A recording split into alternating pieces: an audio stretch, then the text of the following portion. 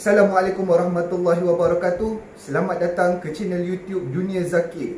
Hari ini kita nak belajar dan berlatih tentang ilmu dan latihan senam tua 7 makam.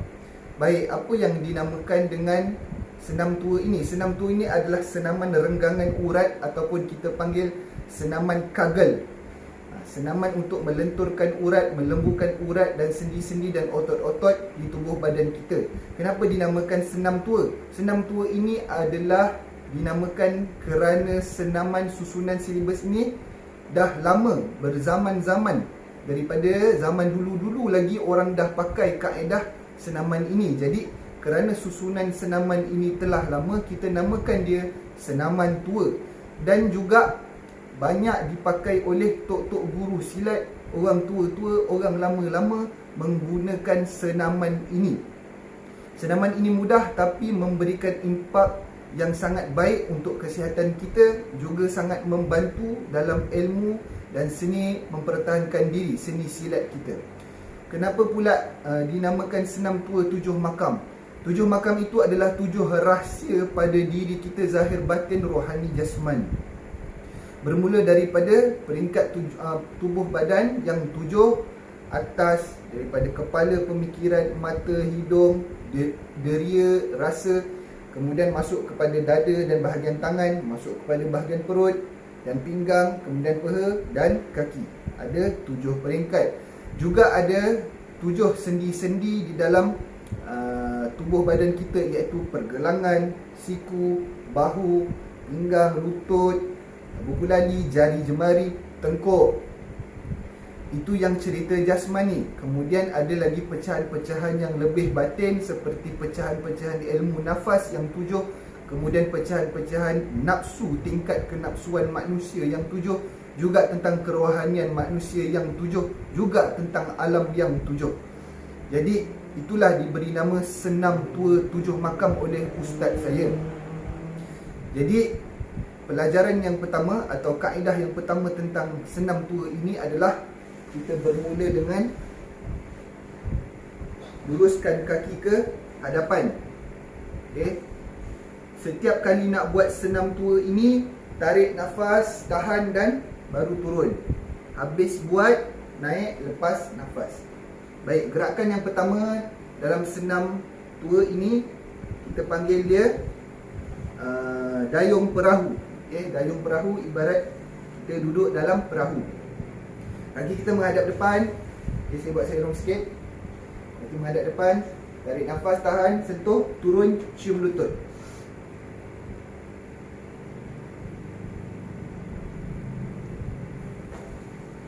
Allahumma sholli ala sayyidina.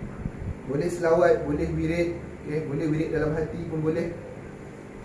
Kemudian kita angkat satu kaki, lipat lutut dengan lutut kalau boleh bertemu. Kita panggil dia dayung sampan kanan dan kiri. Okay. Tarik nafas, tangan kanan pegang lutut, tangan kiri capai kaki, kemudian turun, cium lutut. Buat kanan dan kiri dayung sampan ini.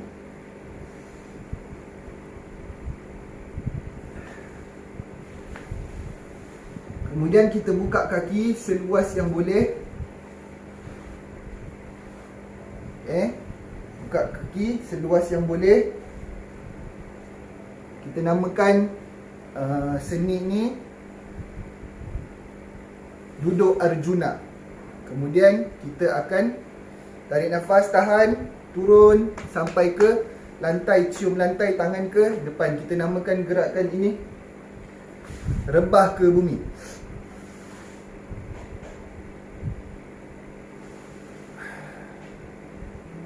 Baik.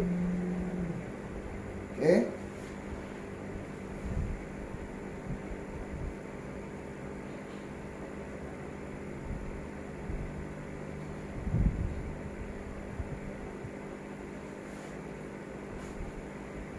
Kemudian masuk berenang di lautan. Okey. Tarik nafas, tangan letak tepi, turun. seperti orang berenang.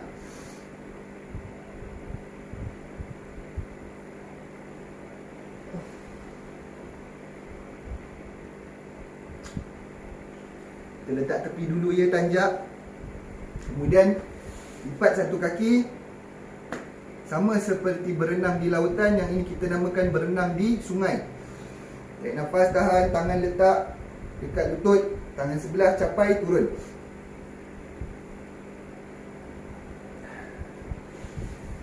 Buat sebelah lagi, berenang di sungai.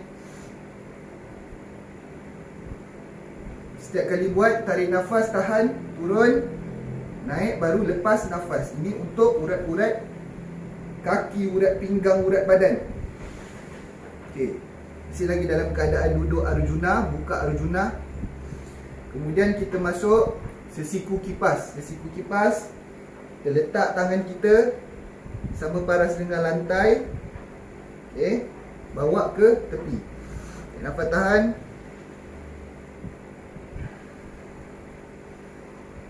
Sebelah kiri, sesiku kipas. Pastikan tangan kita, lengan kita, siku tak naik tak ternaik macam ni.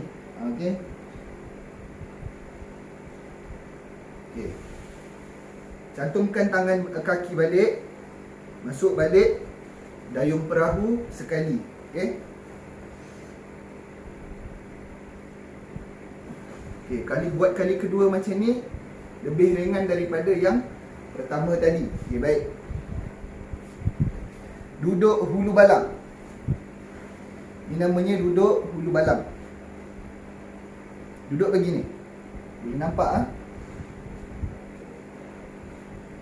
Okay. Duduk dulu. Pegang kaki kanan dan kiri. Tarik nafas, tahan. Tangan kiri sendal, kena pusing. Untuk betulkan tulang belakang. Ini namanya pintal panglima. Okay. Kemudian pegang, tarik nafas, turun ke bawah.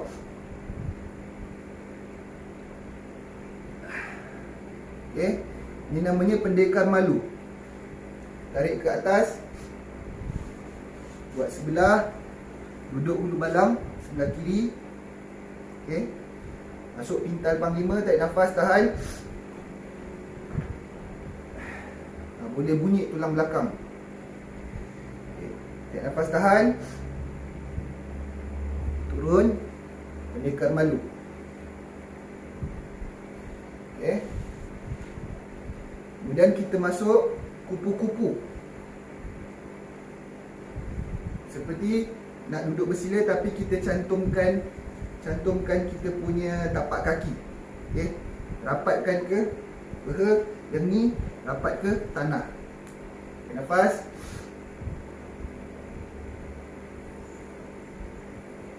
Lepas tu tunduk Ini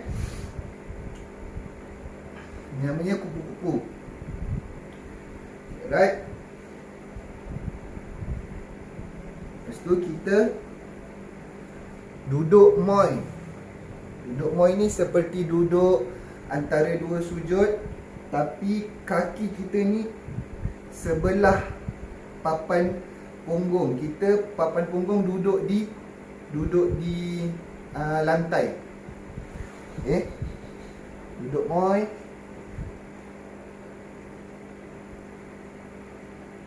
Duduk moi, relax.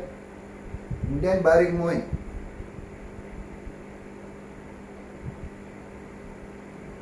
Ini untuk betulkan pinggang, elok buat.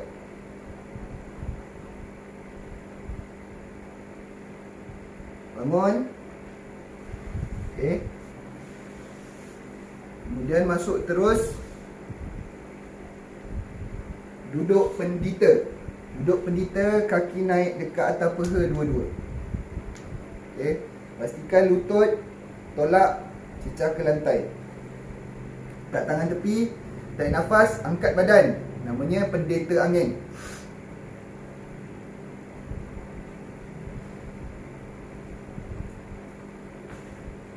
Sekali. Right. Daripada sini kita nak terus baring tiarap dalam keadaan kaki macam ni. Okey.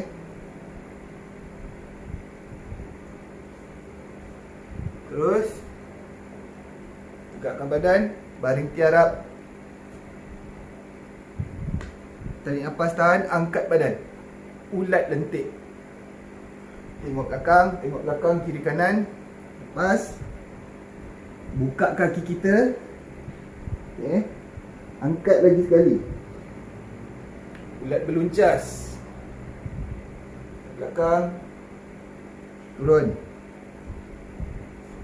Okey. Kemudian kita masuk sesiku tubi. Letak siku.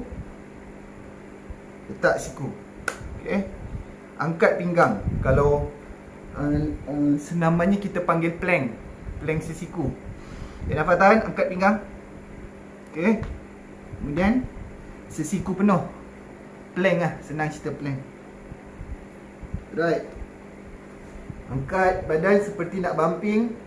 Kat sini kita boleh buat bumping, tekan tubi. Okey, kalau nak buat lah. Dan terus tolak sampai ke kaki, cium kaki. Kemudian berdiri. Baru ambil nafas. Lepas. Baik, itulah cara dan kaedah senam tua. Kalau tak biasa buat perlahan-perlahan supaya urat kita yang tegang tu tak terkejut dan tak sakit. Kalau dah biasa buat, insya-Allah urat-urat kita lembut, urat pinggang kita lembut, urat belikat kita lembut. Okey, leher, tengkuk, tulang tengah, urat paha, urat kaki, semua ini ada kesan dalam pelancaran darah dan angin dalam badan kita. Itulah faedahnya. Nombor 1, melancarkan angin dalam badan, melancarkan darah dalam badan, memecahkan toksik, memecahkan peluh supaya peluh toksik itu keluar dari badan. Kemudian menguatkan organ dalaman. Okey, menguatkan nafas. Kemudian kita ada latihan pernafasan.